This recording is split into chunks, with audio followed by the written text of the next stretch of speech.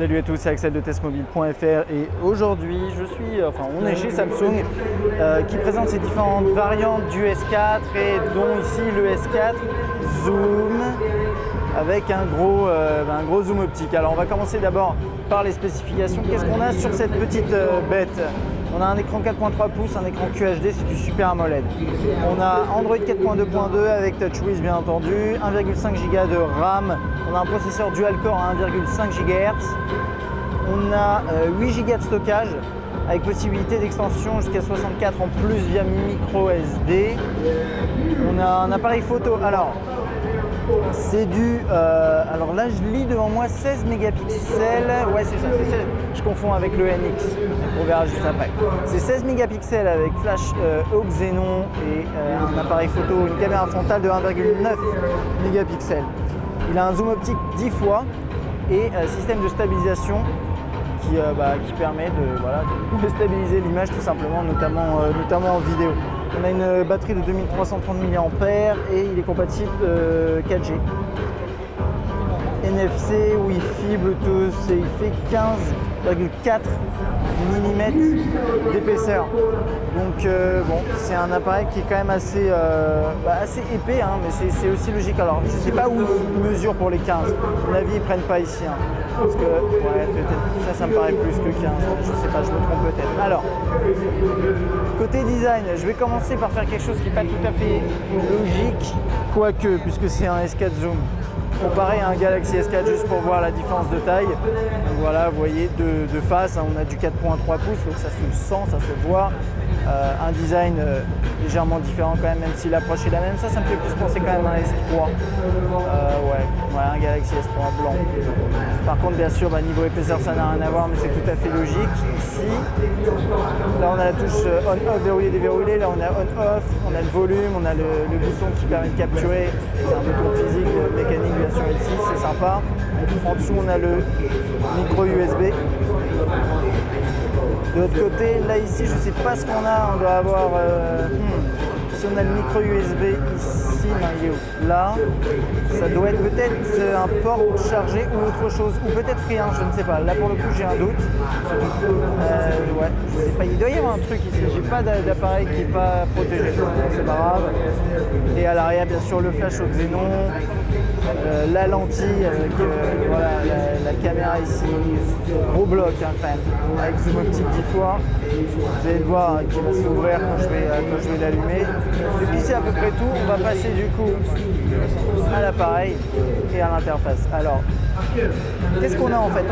C'est un peu le même esprit que sur un Galaxy Camera, sauf qu'ici Samsung a souhaité l'appeler Zoom. Et voilà, ça ressemble à ça.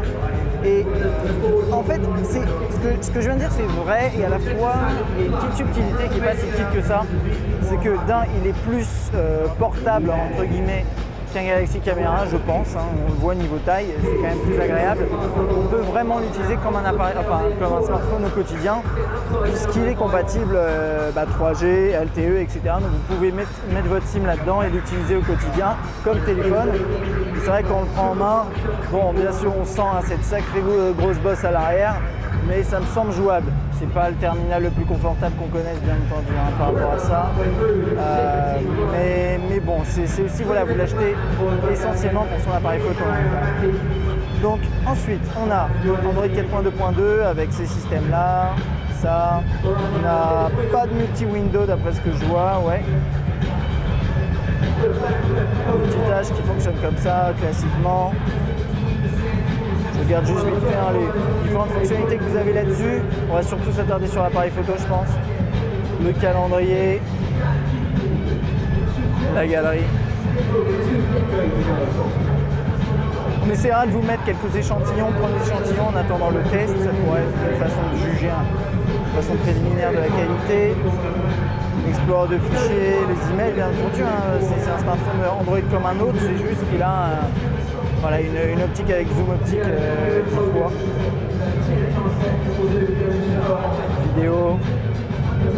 Pour le classique des fonctionnalités ici. Et du coup, on va pouvoir se focaliser sur l'appareil photo. Alors, vous restez appuyé sur le bouton d'appareil photo, ça va lancer l'interface de l'appareil photo. Et bam, capture photo très rapide. Et alors, là, on a le zoom. Alors, Voilà, ça se passe comme ça. Là, je suis à 10 fois. Bam, je viens de prendre une photo. Bon voilà, ça c'était le zoom 10 fois, ce genre de truc, ça s'ajuste avec la lentille ici. Vous voyez le zoom hein, qui s'ajuste. C'est assez rigolo parce que finalement le contrôleur ici, mécanique, il contrôle pas directement, enfin il contrôle pas de façon mécanique vraiment le zoom, pas comme sur ce qu'on est habitué à voir. C'est-à-dire que vous tournez, vous voyez, ça va s'ajuster, mais il n'y a pas de... Et c'est vraiment un contrôleur limite virtuel, quoi. Donc non, c'est intéressant comme fonctionnement. Donc voilà, ce zoom qui est très rapide quand même. La prise de photo de manière optimale, c'est pas mal. Et on a une interface qui ressemble là par contre vraiment plus à un Galaxy Camera qu'un S4.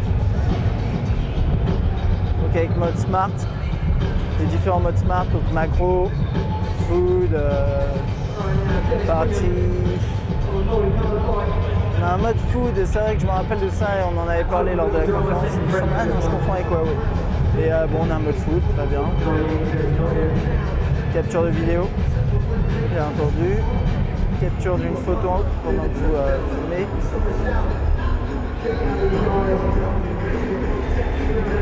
Quelques effets ici, voilà, un effet vignettage si vous avez envie, ce genre de choses. Quelques réglages ici. Voilà, ça c'est géotagging. Caméra frontale. Qui est bien sûr moins intéressante hein, que ce qu'on a sur la caméra principale, on va dire. Que dire de plus hein, c'est une interface qui a l'air plutôt séduisante. Hein. C'est ces modes-là qui sont intéressants. J'ai oublié de regarder ça, bien sûr. On a le mode expert comme sur un Galaxy Camera avec voilà, la gestion là ici de l'exposition. Là, on a la gestion des couleurs avec voilà, les couleurs, la saturation, la netteté et les contrastes. On peut passer en mode full manuel ici avec beaucoup plus voilà, l'ouverture, les ISO, etc. Et ça, c'est ce qui fait aussi que c'est quand même sympa pour les personnes qui ont de bonnes connaissances photographiques là-dessus. Et ça, c'est un mode personnalisé. Ouais, c'est un accès rapide vers un mode, votre mode préféré. Voilà. Donc ça, c'est c'était pour le S4 Zoom. C'est un appareil qui est intéressant. Vous l'avez remarqué, un gros focus sur l'appareil photo. Mais malgré tout, on a quand même les fonctionnalités du S4 en partie, pas tout, en partie, et pas les mêmes performances non plus, on verra ça lors du test. Et reste à voir aussi si on peut bien le mettre dans sa poche, ce genre de truc, c'est la problématique aussi avec ce genre d'appareil. Voilà, ça c'était pour notre petite présentation du S4 Zoom. Si vous avez des questions, n'hésitez pas à laisser un commentaire. À bientôt.